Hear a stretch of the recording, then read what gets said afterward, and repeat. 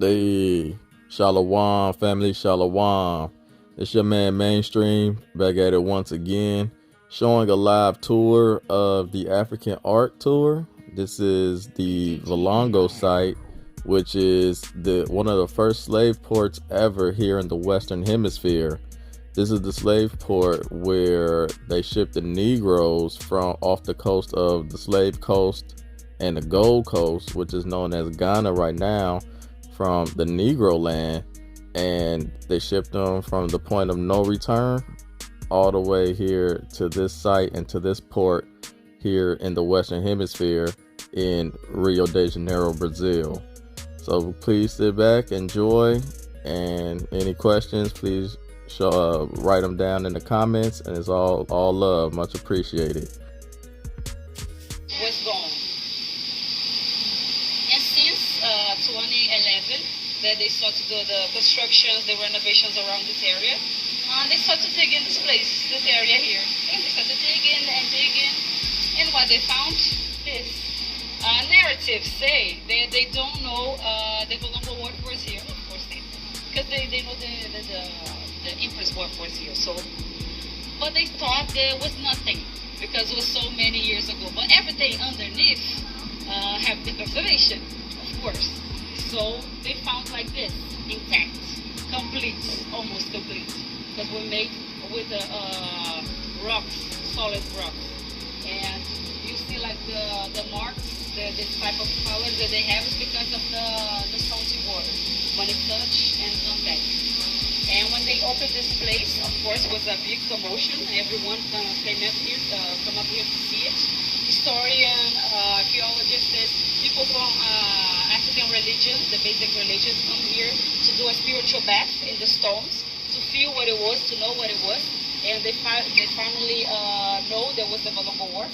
And after this was a running process to receive something from this place, because it's a sacred place and should be known a very long time.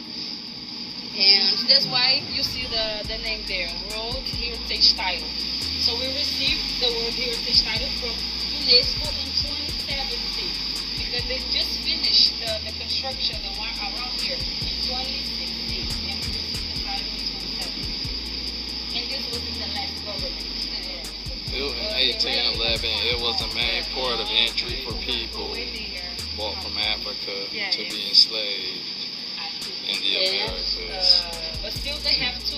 1843, the space was reconfigured to welcome Princess Teresa Christina of Bourbon, the bride of Emperor Dom Pedro II, and renamed Empress Pierre. With the urban redevelopment of the city in the beginning of the 20th century, the site was buried in 1911, and the excavations conducted during the marvelous port urban infrastructure work 2011 archaeology remains found firmly removed from their nations, mainly from regions of Central Africa and the Gold Coast. That's why he get elected. All the church voted for him. What does that say? Well, look at the bottom. What does it say? Their nation, they removed mainly from the region Central Africa and the what? The Gold Coast. What did we just go over? Now you think I'm lying? I know you don't think I'm lying. I'm just saying. Should be, even today, should be a big sign here, an opening like this. All right, y'all. That's what it said. All right, look at the bottom. Look at the bottom. What did I say? It said, just look at the main part where it starts, where it says archaeological site, right? Archaeological site, including amulets and personal objects of people brutally removed from their nations, mainly from the regions of Central Africa and the Gold Coast. So when I be showing that map of Negroland and excuse my friends, people be saying, oh, that ain't real map, ain't no Gold Coast, no Slave Coast, that map ain't real. But yet, I'm sitting here proving it on site. And it's like, why do you don't just talk about it? And when I'm sitting there proving it on site. that the Negroland map is real and this is what happened to us and that we are the children of Israel. But none of y'all niggas want to ever listen to me, though. None of y'all don't want to pay attention. And some people trying to argue, oh, this is who we are, this we are. No, we ain't Hammites, we ain't African, we ain't none of that. They took the children of Israel from Jerusalem under the slave coast. Under the slave coast was in Togo, Benin, Nigeria, Cameroon, Senegal. Go check out my Negroland series on YouTube right now. Matter of fact, I dropped the link. Check it out if you can. Drop the damn link, man. I be telling y'all niggas what's happening. I'm telling y'all what's up. None of y'all niggas don't want to believe me. I'm sitting there. I'm traveling to the sites, man. I'm trying to tell y'all what's happening in this world. They made a law. Regente Feijó was a man for the church, and Regente Feijó law was to make illegal to bring more people to here. But this was in 1831, and we have more 57 years of slavery because our abolition was the last one, 1888. So they tried to build an abolition before, but they couldn't because the dealers, the traffickers, all of those things, they get a lot of profits from this market, the flash market that they say. So when they have the activation here, close here, no one arriving here anymore. That's why they put the Emperor's Wharf on top to raise this area, and because they don't have money, so they just receive money from Europe, and so they have to follow their rules. And was like, there's nothing here. You can still send money to us and all of those things. And where they arrive, everywhere, where they could, in the bay, in the coast, everywhere. Where was water, was African people arrived. And everyone earned money, at least the African people, of course. And when they arrive here, they have to be baptized because they were demons without souls. They arrive in the book. And they have to be baptized. They take their names, their identity, where they came from, everything. And after this, they were ready to be brainwashed. Like they turned them into a merchandise. So you were nothing there. You were not a king. You were not a queen. You were nothing. Now you work for me. Your purpose in life is work for me. And everything they have to do, someone, the owner, get money. So when they arrive here, they have money, the church. When they baptize, they receive money for each one. So that's why it was very easy to become millionaire. Imagine, $1 for each one, 1 million people. And when they died, they received money as well because the church was administered, have the administration. So they have the book of the dead.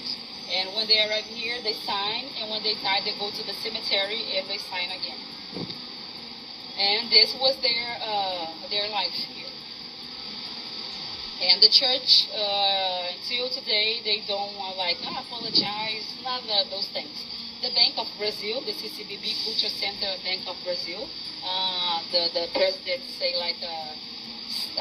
do a note like, we apologize, that we profit with the slavery, all of those things, like, okay, and the money. Reparation? Yes, reparation. The little reparation that we have is the quotas. I don't know if you heard about quotas.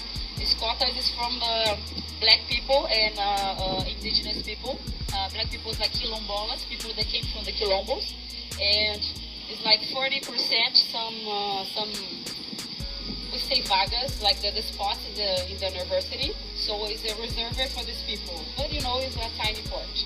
And it's very hard to get in because it's like 1,000 people for 5 spots. So they have to study a lot. And we know that we don't have the same education that the other people.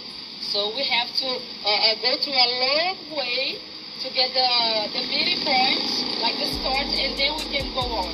And people that came before, people that have like the privilege to have a good school, private school courses, capacitation, all of this, it's easy for them to take the test, the exam they have here. So it's like the other people have to to pay another courses to study by their own. So it's very hard for them to get in college. That's why, and we have the public college, the public universities, and it's the best than the private. But if you go there, you're gonna see more people, privileged people. When they first came to Brazil, right here in Rio, but they have how to this is one of the slave ports that was dropped off. All this was water that we were on, that were in. All right, so let me ask you this. So then, who was the what country was it? The ones that was taking it over here and colonizing? Don't have one country. It was a lot of them.